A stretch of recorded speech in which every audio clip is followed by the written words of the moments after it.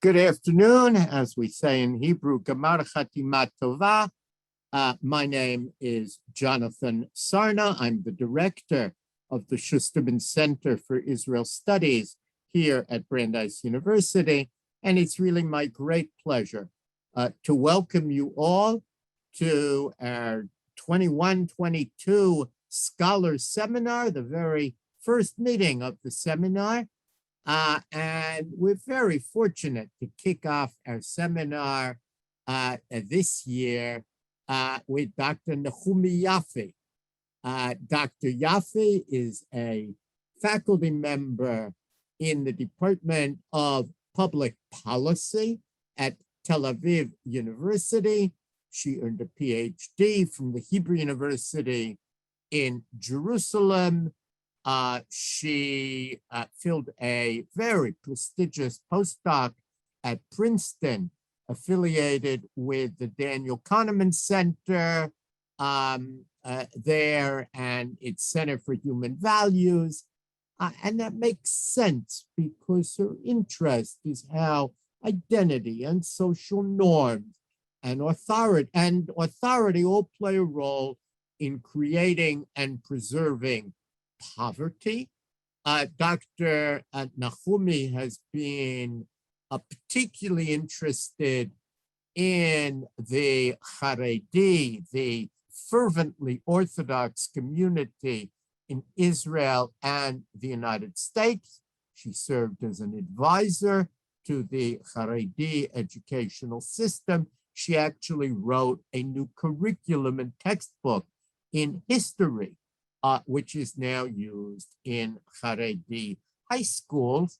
And so you see that she has both a scholarly background in this field and also practical experience. And we are really thrilled to have her teach us about her subject, mate preference in the Haredi community in Israel. Welcome, Dr. Yaffe. Hi, everyone.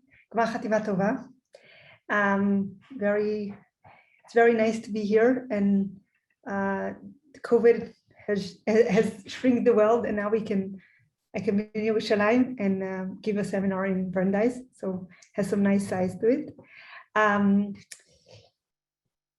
As Rabbi Dr. Sarna presented me, I am faculty at Tel Aviv University, and I study social phenomena from with the prism of understanding power, identity process, and social norms.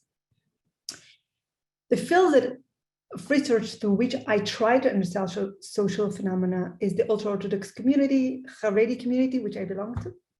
And in doing research, I have two main goals. The first one is doing basic research, basic science.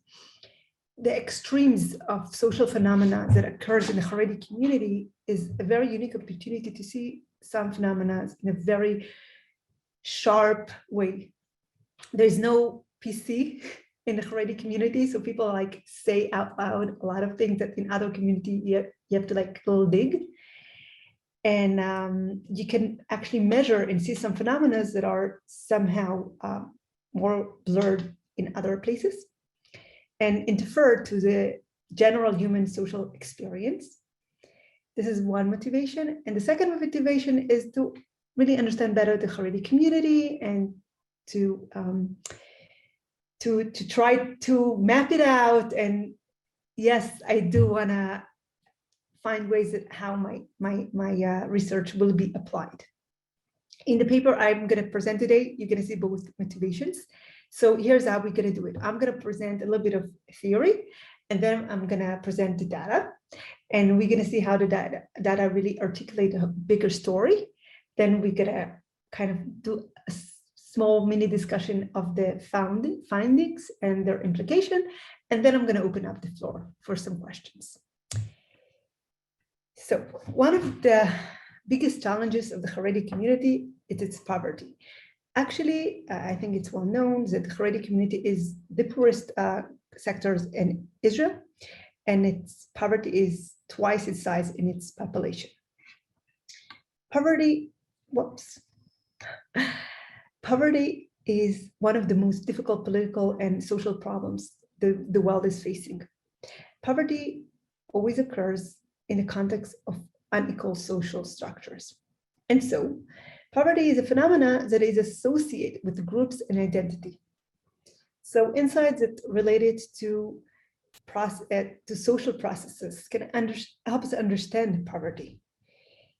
Because our group identity impacts poverty, and our gender identity impacts poverty. And gender especially is linked to poverty processes. And we all know that gender is one of the areas that has still is one of very large economical inequality. This is data from Israel showing the gender gap in salary. I know in America it doesn't look like nicer. It's just there. So generally speaking, in the world of research, we have two main theories that are trying to explain it. One theory has to do with evolution, has to do with our genetic code and the way it's like kind of builds in that essentialistic, that men are just associated with money. We're going to delve into it in a minute. And one school of thought has to do with the social structures that lead to the phenomena of poverty. So let's try to understand it better. So really, the evolution perspective suggests that men and women are kind of busy reproducing themselves, replicating themselves, but they have different strategies because they have different needs. So men strive to increase their access to resources like money in order to attract women, and also men pursue good looks in women because good looks is associated with good fertility, symmetry has to do with beauty, and has to do with wealth. So if they invest their money, it might as well be a good investment. Women, on the other end, are pursuing wealth because they associate it with protection and all the things that they need whilst bringing up the kids. But this assumption is supposed to be accepted to be species type, meaning it should be applied in all societies, in all time, all over the world. The professor who studied it was David Bass, and he actually ran a study in 183. It's almost all the countries around the world. And his data is showing that all over the world, in all societies, women are looking in a good financial prospect in their mates significantly more than men look in their partners. So and also one of the constant findings that he has that all over the world, men are looking for physical, attractive mates more than women look in their mates. So he inferred that if it exists in all cultures, all the countries, it has to do with our biology. It has to do with our DNA code, that it's something that actually works upon us, and it's part of the evolution processes. So this is the evolution perspective, and because of this genetic code, this is why men are always associated with men and always making more. They end up making more money than women do. The other hand is the social role theory. The social role theory claims that really we are connecting dots. We are making stories all the time. This is what our brain does. So when we see things, we curve a picture. So when we see people constantly occupying a specific role, we will associate those people with this role. But it doesn't stop there. We will also associate qualities that needed for this role with this specific group that occupies it. So back to our money issue. In most cultures, men are the main breadwinners, and they're generally associated with money. So we're going to attach some stereotypical qualities to men different than women. We're going to see qualities such as being energetic, competitive, individualistic, assertive as man-like. And we would see the role needed to bring up children, like being kind and nurturous and warm and welcoming, that are all needed to raise up kids with women. So we like do this link, we like create a story, but it doesn't stay in a story because we all are internalizing our stereotypical roles. We want to be consistent with what the society is telling us. It's our rules.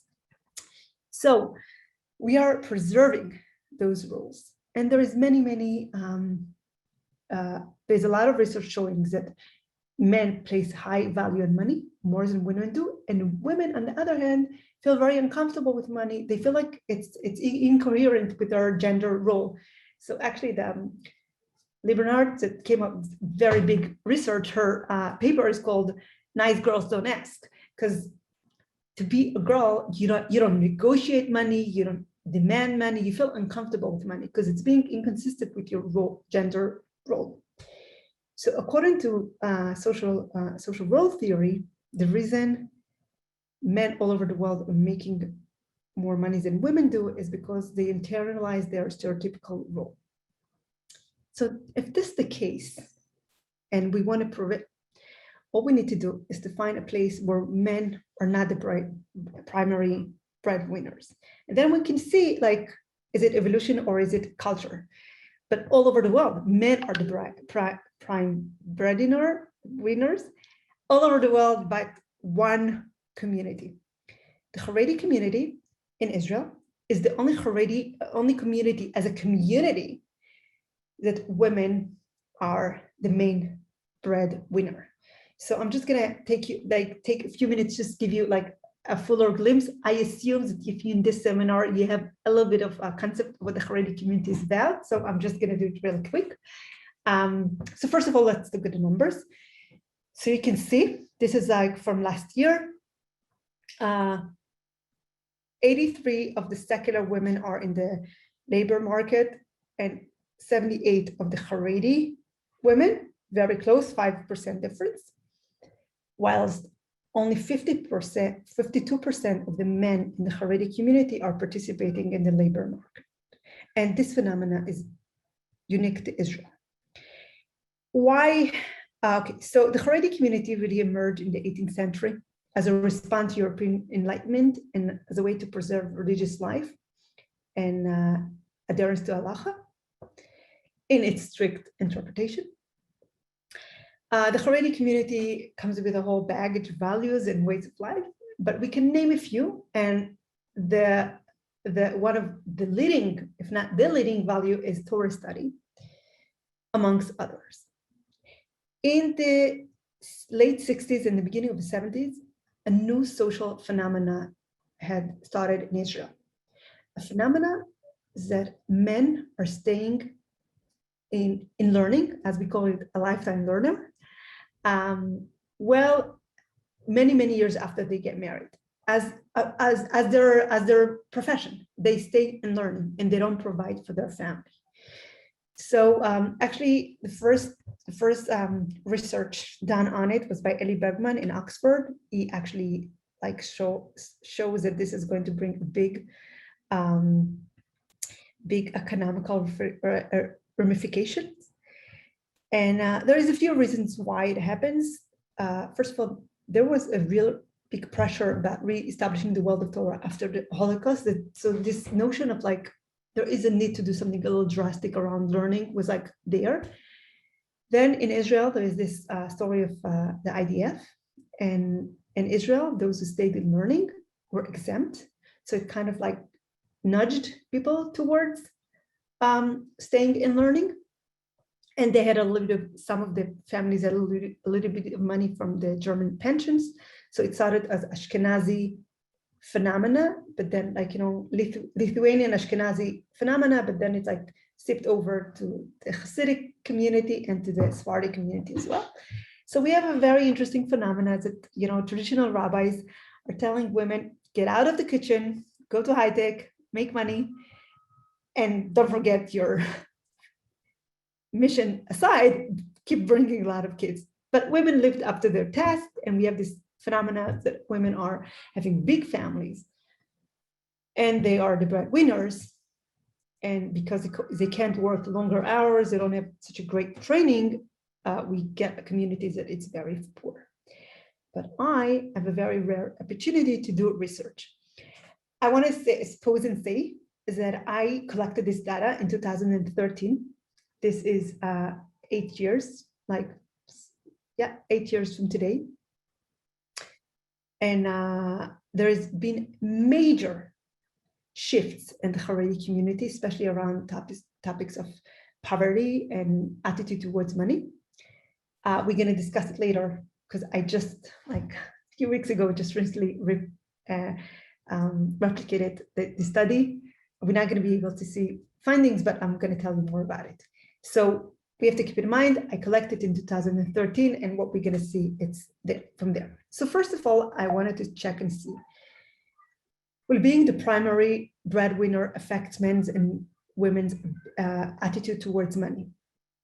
So with items such as poverty leads people to quarrels and dispute, poverty lead to deterioration in crimes, we're supporting it more. So we had a 121 sample, Haredi sample, and we had an 80 participants secular sample. We controlled for the level of Harediyut, to make sure that we are hitting people that are really believing in the Haredi system. And this is the results we got. So in the secular community, men significantly more than women have negative attitude towards poverty. But we get the reverse phenomena in the Haredi community, where women are the one who have negative attitude towards poverty. So we have a first clue showing that our social role really curves our attitude towards money. And this phenomena might be a social role thing. But the evolution, but we have this data that showing that good, all over the world, women looking for good financial prospects. So what happened in the Haredi community? If this is evolution and this is almost biology, it should work on us too. Gravity works on us. We still physically on the earth. So what happened? So we have to understand what evolution perspective really says. So evolution did not equip men with adaptation to seek out money, because money is a modern construct. Evolution is really talking about increasing men looking to increase their status. Why? Because women are attracted to status. And this has been proven all over again and again, because status signals men's ability to protect them, acquire resources, and pass on high genes to their offspring. It's really, if in most cultures, acquiring monetary wealth leads to higher status for men. But this is not so in the Haredi community. In the Haredi community, what's determined the status is actually men's devotion, a Talmid Chacham, right? A tzaddik. So if we want to really check if the evolution perspective works in the Haredi community, we should look to see if women find righteous men learning Torah as most attractive partners. So we decided to run a mate preference questionnaire in the Haredi community. So we actually took BAS questionnaire. We made one adaptation. I'm going to tell you, instead of writing physically attractive, we wrote looking good, Isha Na'a, which really is a paraphrase of the Talmudic phrase that says Isha Na'a marchiva da'ato shel adam, which almost legitimize people's ability to say, yes, we want a good-looking partner. And a drop on the mate preference, the shidduchim process in the Haredi community. So first of all, the Haredi community, the shidduchim, the marriage is arranged marriage by a professional shadchan. The dating styles vary between the sex. If you Litvish in America would be yeshivish, you date more, you start a job later.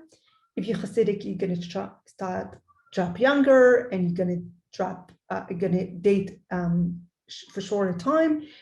But in all the sects, parents have a great influence on the final decision on marriage, and it's a thought through process. It's not like, you don't meet someone in the bar or in the show. It's an arranged marriage. So for my research, I recruited 129 participants in 2013. Research was a big deal. People were not used to answering questionnaires. People were not willing to cooperate. It took me 9 months to acquire the data from the boys, because I couldn't get the questionnaires into the yeshivas. My friends wouldn't allow their sons to see it. They told me, we don't want them to be so thoughtful about it. We want them to trust us. So it took me a while, but I was persistent. And I did not want any people who are not were engaged or married. I just wanted people that are in the right age of shidduchim, that are thinking about it, because I wanted to get like as pure as data as I can get. So here's what we did. First of all, we wanted to replicate our data from attitude towards poverty, but this time we wanted to see really attitude towards money and wealth, because poverty is not the same as wanting wealth. And if it's affected by social role, women should be go-getters. Women should have the stereotype gender of men. They should be assertive. They should want money. They should want wealth. So this was the first measures. The second was the BAS theory. So the first set was 15 traits, and they had to rate it from 0 to 3, to what extent you'd prefer it in a partner. So they could really choose on everything 3, because they can want everything. The third mission was prioritizing, ranking. And this was very hard. They had to place what is the most important, number 1 most important, number 2 most important. They had to rank them. And we used the BAS questionnaire. So let's see what we get. So first of all, positive attitude towards wealth. Bingo. Social role theory is probably clicking in. Women, significantly more than men, are having a more positive attitude towards money. If you work on money, you care for money. If this is your role, you identify with it. Now let's look at the differences. So what we're going to see is Cohen's D. So if a woman on average rated something on 3, and men are rating something on 2, what we're going to see is the difference between them, which is 1. So I'm going to do it slowly, so we should be able to see the data. So this is the list of traits from BAS questionnaire, and we see that women are looking significantly more than men towards emotional stability in a partner, same religious sector, intelligent, personal status, big family. Those are the significantly more than men, whilst men are really looking significantly more than women looking for good looks. Okay, so for women coming from the same religious sector is significantly more important than men. Men are looking for a good financial prospect in a woman, which is the opposite of what BAS theory predicts. But this does not reach significance. And good looks reach significance, meaning they're very Haredi, but everything works fine. They still look for very pretty women in a partner. So this is like the ability to choose from everything. But now, if they have to rank, what is the most attractive attribute in a partner? And this is what we get. Women thought that the most attractive trait in a partner is religious spiritual personality. As evolution predicts status, whatever your status in your community, this is what going to be the most attractive in your partner. Men, on the other hand, looked for kind and understanding as the most attractive attributes in your partner. And we can see that only some men thought that good earning capacity is a very important trait in your spouse. So you can see there's a significance here, and we just ran on the same time, we ran it in the secular community just to get a perspective. We ran it through iPanel, so this was easy. And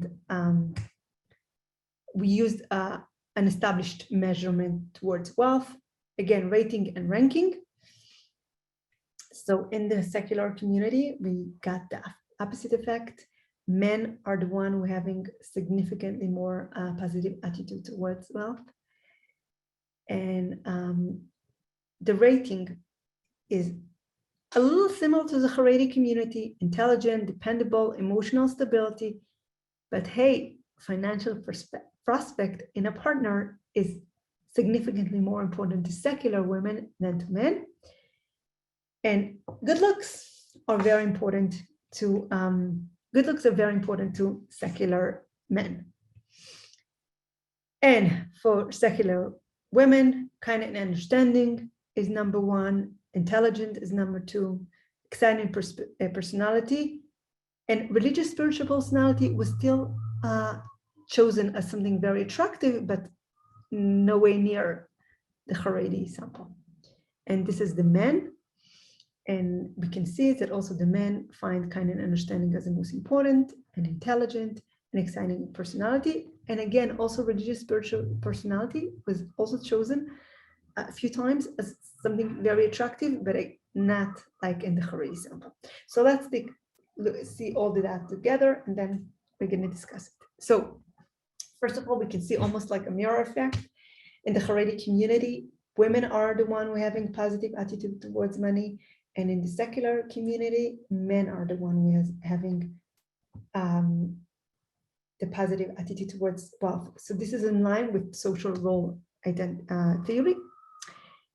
Now we can see that in the right side is the women, in the left side is men, in the black is Haredi, in this orange is the secular. We can see that emotional stability is very important to women in general, but to secular women more. Intelligent is very important to women, but in the secular community more. Similar religious sector is very important to Haredi women and a little important for secular men. Financial prospect is opposite between Haredi and secular, very important to secular women, very important to Haredi men.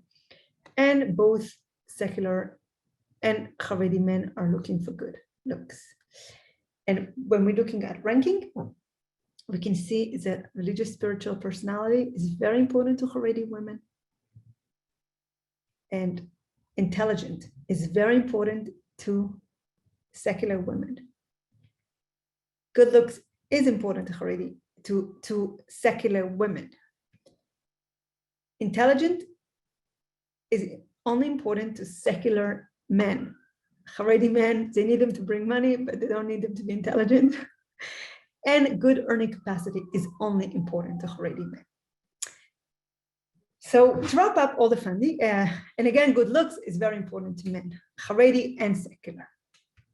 So to wrap it up, our findings are consistent with social role theory. Culture defines the role and affect our attitude towards money. Our findings are also consistent with evolution theory. Women are still looking for high status men, but culture determines how status is acquired.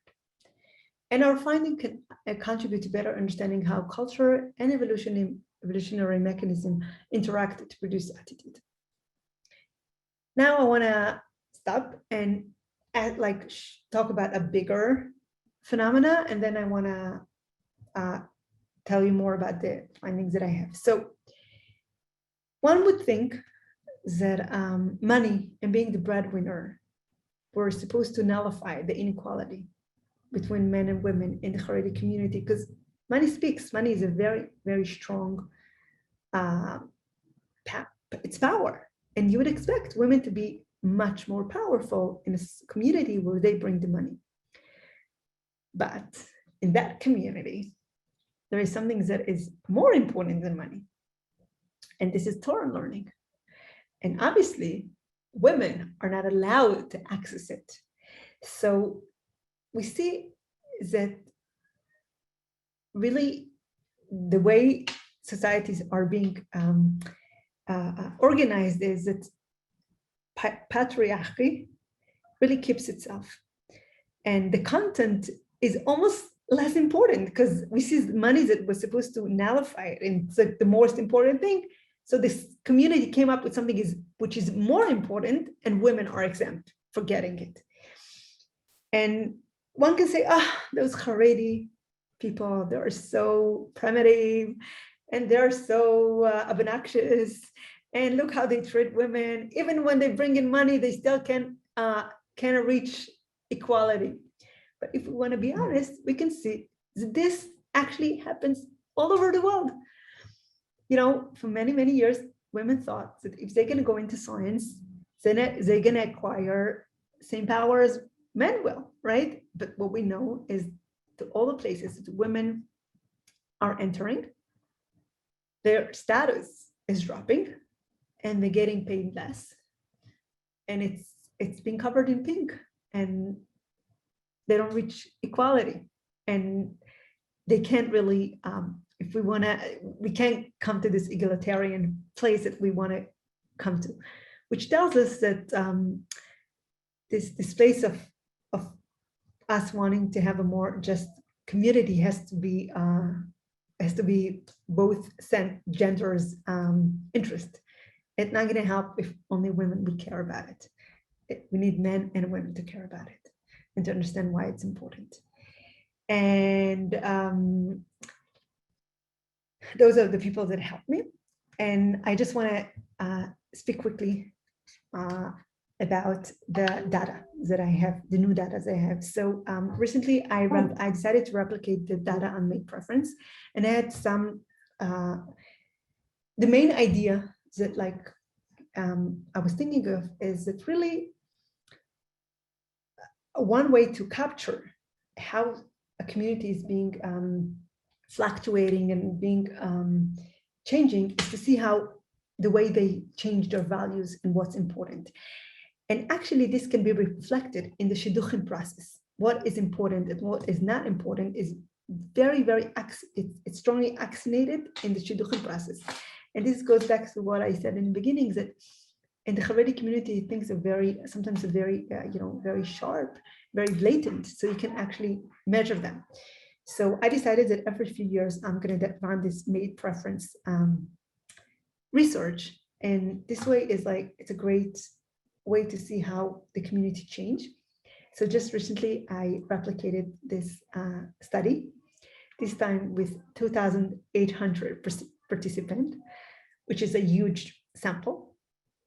And I can, for the first time, actually divide it into the intersects of the Haredi community to see how things fluctuate and are different in the Hasidic community, in the Yeshivish community, in the Sephardi community, how it's fluctuates over the age. Are people between 18 to 21 think one way, or people between 21 to 24 think differently? I actually divided to a few age groups, so I can see how the curves, how people change their value through the course of their lifespan, and also to test it according to the variation of the way they move on the axis of being more exposed to modernity and less exposed to modernity, because this is a big game changer in the Haredi community, as more and more people are being exposed to the modern world, are joining the academia, are joining the Israeli workforce, and are opening up to the world. So are those values are changing for those people that are in the different spots, different dots on life. So I can't present you the data because I'm still analyzing. It's huge, but I can tell you one thing. First of all, begadol, we replicated our finding, meaning women care way more about their partner's spiritual status than men care. Okay, so this idea that women are looking for status, and status in the Haredi community is Torah learning and not money, is being replicated. We did not replicate the finding that number one most attractive trait is spiritual personality. What we get is that men and women both feel that being kind and understanding is the most important trait. And this does not even change according to the age, and it doesn't change according to the different sects, or it doesn't change according to modernity. Easygoing is number two, almost in every community. There's some ages and changes with sometimes, but then number three is spiritual personality for women. So it's still attractive. And it's nice, in a way, it's very nice that this community keeps thinking that being a tzaddik is very important, it's very attractive in a partner. And many times we look at a Haredi community with a lot of criticism, and some of it is very accurate and some of it is right. But I think that this ability to live in the 21st century, in the high-tech startup country, and not to succumb to materialism, and still thinks that being a spiritual personality is such an important and such an attractive trait in your spouse is just beautiful. And it shows that the Haredi community managed to educate and probably also to internalize that we're here for a reason. And I find it beautiful. So this is the study, and I'm willing to take question. Shayna is going to be so nice. I see there is all kinds of questions in the chat, so I haven't looked at the chat. You tell me, and I'm gonna. Great. So thank you so much, Nechumi, for an amazing and thoughtful talk. I will also say that, you know, a lot of Jewish studies is often sort of based in humanities, and it's really interesting to hear a social science perspective. And I'm going to be thinking about that for a long time as well. So we got a lot of questions. I know there was a question about, has this been published yet? So if there are, so if you want to maybe, we could be, where people could read more questions about. Okay, so actually this study was fully published in 2018. I can put in the chat. Are they all seeing the chat? I'll say if you can put it in the chat.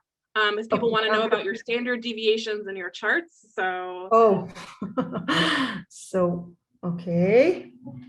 I'm not gonna. You don't have to find it right this second. I don't remember, but it's. Do you see it? Can they see the? Yes. Well, here I'll send it to Anna. If you could send that to everyone, because right now that would be great. We're on it. Okay, so this is published in the Evolution in Human Behavior. That should be enough. You can see all the standard deviation. You can see the decones. You can see the whole statistics and the way we process it. I think also maybe we have we don't have the data online, but it's all there, all the statistics, so people can really follow all the numbers. So there's a question about ethnicity, right? Did your study account for Mizrahi Haredim versus Ashkenazi Haredim? Okay, so and what were the differences that you found? There was no, we have to be, at a time, I only got 129 participants. The representation was slightly more Litvish. We had like around, I have this, I just don't remember the statistics, it's on the paper, but if I recall, 23 were Mizrahi, 20 was Mizrahi, 23 was Hasidi, and the rest was Litvish, okay? And yes, the idea of staying in learning and the idea of a man's job being the primary breadwinner is more of a Litvish phenomena. So in that study, we have a bigger sample of the Litvish yeshivs. In America, you call the yeshivish crowd, but we had we had a representation of all the intersects in the new data they have, which is thousands of people, have a huge, representation of each one of the ethnicity. So, and I'm able to like analyze it, and it's so big that I can break it up to like small sects of like age differences, 17 to 20, 20 to 24, and each one on the different sects of Mizrahi, Litai, and Ashkenazi, and also like on the different points on the modernity quantum, the conservative modernity quantum. Yes. So we have a question from one of our graduate students, and that's about parental investment, right? So you mentioned at the very end that, right, this is to some extent a measure of success for the Haredi community and how values are being internalized. So have you found any changes to parental investment, and especially with regard to fathers as well? Like I've heard stories, right, and these are only anecdotes, right, that like men are more flexible when women are working out, their long high-tech jobs, so like they can pick up their kids from preschool, for example, in a way that necessarily Haredi women can't, right, which sort of challenges gender notions that we might think of. So yes, we do have this phenomenon that the men are very involved in childcare in the Haredi community. If you walk around the streets at 1 o'clock when the schools are over, because in Israel it's a half a day, you see men in the street strolling, with the babies, and they know to cook and to warm food. So definitely more than in the men are very, very involved. My study did not ask those questions, which maybe chaval, maybe it's a missed opportunity, but I do see in my study a difference along age, the new study, a difference along age in wanting big families. Generally speaking, very interestingly, women are more interested in big families than men are. And this is an age-related phenomena. The younger you go, the less children men want versus women. Women is quite steady. When they rate, and men are the ones that fluctuate. So maybe this speaks to this point. And we just don't have the full analysis to say something bigger on the gender role over time. But once we're going to have the full pictures, we're just going to know more. And we didn't have a question addressing housework and stuff like this. For the third but round. It's very important. But it's a very important question. Do you have a sense of how your scholarship compares to research on Haredi communities outside of Israel, let's say the United States or Europe? Would you expect to find similar things? Why or why not? I've been in America for 2.5 years. I'm 100% sure that I want to replicate it. I don't think men in the United States would look for a good financial prospect in their spouse. Not even in Lakewood, where so many of the men are breadwinners. And I actually ran research in Lakewood on poverty and attitude towards poverty. And yes, the women work, and most of them are full-time working. They are the breadwinners, especially in the yeshivish community in Lakewood, less so in the Hasidic, there is like a new settlement of Bells and Satmar. So they're not, but in the yeshivish sects, it's definitely the women, not all of them, but big Sams are the breadwinners, but men are still doing things outside. They invest in the real estate market, in the stock market. They're still, they haven't, as a group, they haven't gave up totally on their role as breadwinners. And I'm 100% sure that I'm not going to replicate some of my finding. It's an Israeli phenomena that developed because of the army. And actually, a law was just passed 2 weeks ago that disassociated learning from working, meaning if you reach 21 and you're not interested in learning, you can go into the workforce. This was not so. If you wanted to go into the workforce, you had to serve in the army. So they just passed a new law. And I think it's going to affect. I think it's going to affect this phenomena, and more men will join the labor market. So, I think it's an Israeli phenomenon. Okay. We had a question, and you mentioned this about access and participation in this community, and how you do research, and even the question of like filling out a survey. So I was wondering if you could speak a bit more to just what that was like for you, especially because you clearly did something right, because in the second round, right, you have 2,000 participants.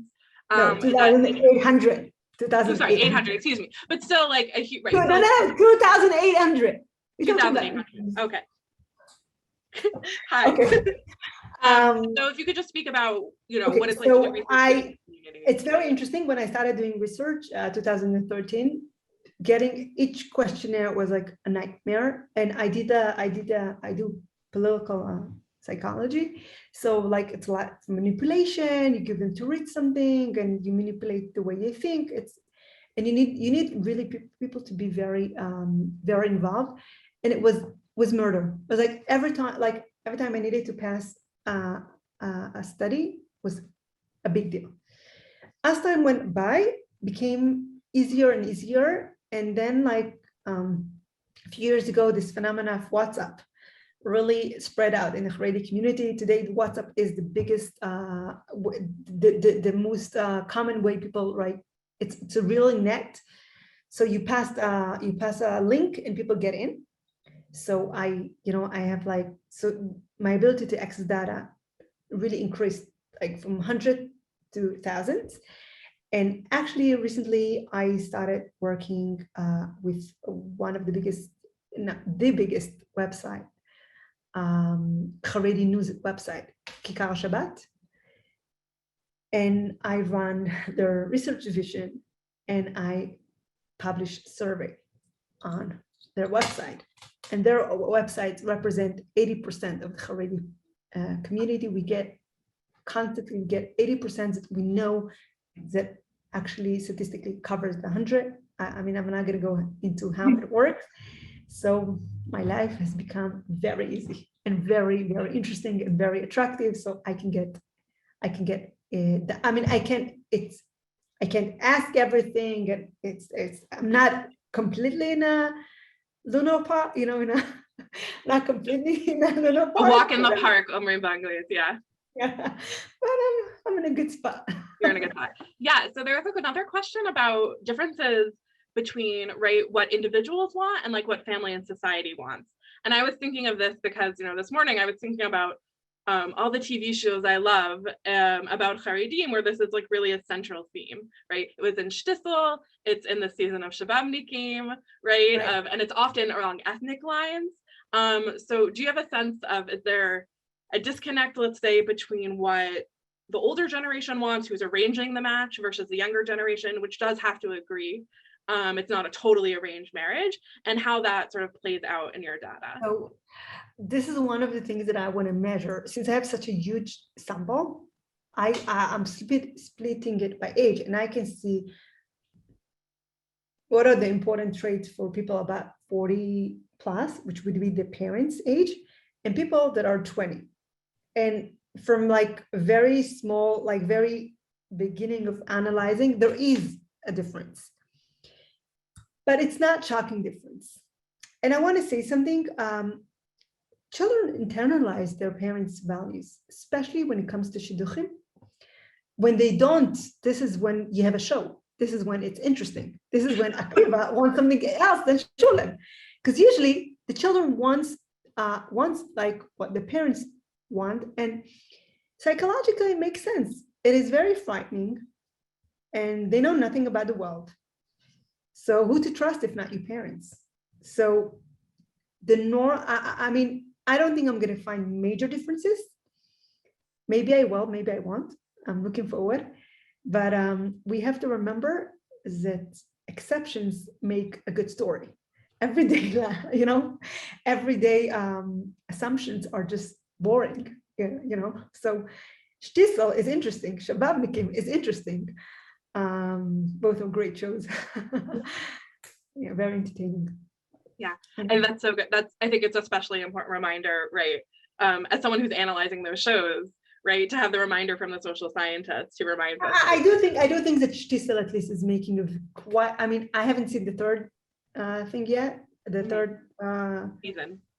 Whatever, there is like a whole new episode. Yeah, there's another season. Yeah. I haven't seen it, but I can definitely say that besides some stories, the first and second seasons are quite accurate.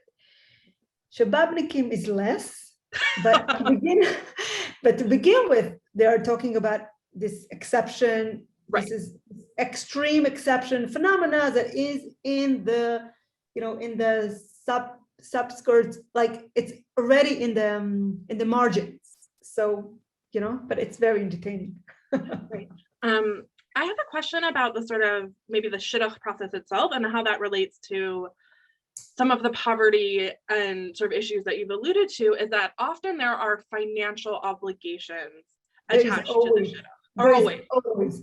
So one, if you could speak about that for people who are maybe less familiar, the things like support for learning, apartments, especially because that relates to housing, and also how has that changed or shifted in the time that you've been doing research? Okay, so in Israel, there is phenomena that parents are buying apartments for their children. Actually, I think this Meshigas probably is what going to save the Haredi community from total deprivation. The Haredi community as a community is holding a shared apartment as the rest of the population. Okay, so they have assets, which is it's good financially. It's a good thing. On that way, the parents are basically dying to make this phenomena happen. So what happens is when a shidduch is being read, when a girl is being suggested a boy, even you're the yeshivish/liftavish world, a girl is supposed to bring a big lump of money towards a down payment towards apartment. And here's how over time things change. Up to 5 years ago, a woman would supposed to bring almost like a full apartment upon marriage. This would be like almost dowry, like dowry, yeah. Dowry. This has changed because apartment prices are so expensive, and the Haredi community ran into is becoming more and more poor. There was money in the families generation ago, money from grandparents who worked and money from pensions from Germany, but this is over. So now women still bring a bigger amount in the Litvish world. In the Hasidic world, the parents give half towards around a third of an apartment, and not in Jerusalem, like an apartment in the outskirts of Israel, Tifrach, Beersheba, Atlit, whatever. But they still, when you marry off young people and you expect them to have babies right away, you can't fully drown them. So you take a responsibility to take care of them the first few years, usually with buying an apartment, and usually with paying rent for the first year and helping out the first year. But the big story is the apartment. You put down a big lump of money. And since a lot of people don't have this money, they go to Gmachim. Gmachim is this lending money without interest that exists in the community, and you borrow this money. The problem is that you have to pay and you have few kids, and this is what pushes a lot of the family under the poverty lines, and parents are taking a lot of debt, and a lot of young couples, they get married, they get apartment, but a few years later, those debt are rolling over to them because the parents cannot pay it and they have to pay it. And it really puts a lot of stress on the community.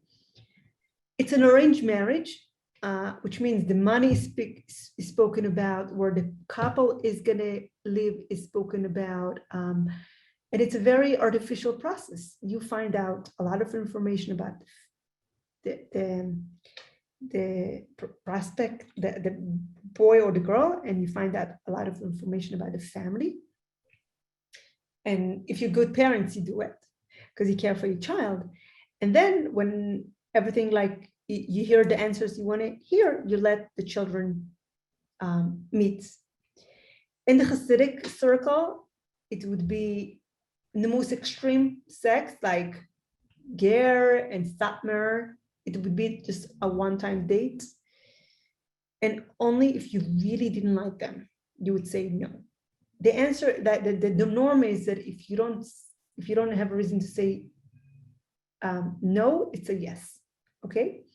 But then as you go less Hasidic and more Litvish, you are expected to like them, to find a certain attraction, to date them like 5 times, to go out to walks, to find mutual interest.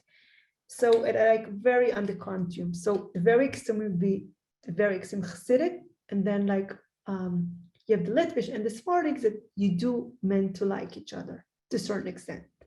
Obviously, there is no touching between the men and women. So like the old traditional way. I wanted to ask sort of more broadly about what it's been like doing research on Haredim as a, being part of this community yourself, especially we have experience in the Israeli academy, which can be very secular, or often is very secular, and also in the American context as well. Like, what kind of research still needs to happen? What are the biases people are dealing with? And sort of in like 3 minutes, a state of the field of research. Yeah, I was like, yeah, how many hours is this talk? Yeah. Okay, so I can only speak from my own experience. So whatever I say is my own experience, So I want to say something. I want to say that this journey has been very thrilling and very happy for me, and very painful, very, very painful. First of all, it's very painful to zoom out and to see the community from a different perspective, and to understand in how many ways they are doing things wrong, and how, to see the injustice, to see how power is being played on the disadvantage, how the name of God is being used to just all that power. It's very painful. It's really big, painful. And also, like, you end up asking a lot of questions that has to do with your religious identity. So you have this, and from the other hand, you have this opportunity to learn, to extend your reality, to get to know the Israeli crowd, and to get to know the world better. And for me, I feel like I'm so blessed, so blessed to have this opportunity. And I want to say that I do have some like naughty stories of people telling me really harsh things, but all in all, so many more people told me nice things, and people were so welcoming, and so many secular people reached out, helped me. They realize I'm coming from the zoo. I know nothing, from the jungle. I needed to learn so much. I grew up in the Hasidic family. I was till a very late age, just in the Haredi community. So I wasn't so exposed. I don't come from like a modern family that I was exposed to as well. So I had a lot to learn. People really reached out and were really, really nice. So yes, I have some people who really told me disgusting things and were nice, but they were really the minority. The majority of people were so welcoming, so nice, reaching out. There's just so many beautiful people, and it doesn't matter if they're secular or religious, they're just good people. So this is my experience. And also in America and Princeton, people were just so nice and helping. And it was was very frightening experience to work with all those fancy people and all those smart people, and they have this sophisticated language. And I was like, it's really intimidating, but they were nice, and they were reaching out, and they were helping and supporting. And all in all, I feel like it has been really a beautiful journey. Not easy, but beautiful. And also in the Haredi community, I feel like I get mixed up reactions. I feel like some people really like it, some people really don't like it. I can definitely says that. I would say, unfortunately, although we could talk about this forever, I'm really sad to cut you off. The questions are still pouring in, which is a sign that you've done an incredible job. So Nechumi, I want to thank you again so much for your presentation today.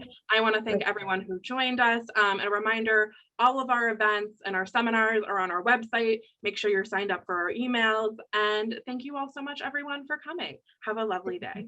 Shana tova. Shana tova. Thank you. Thank you.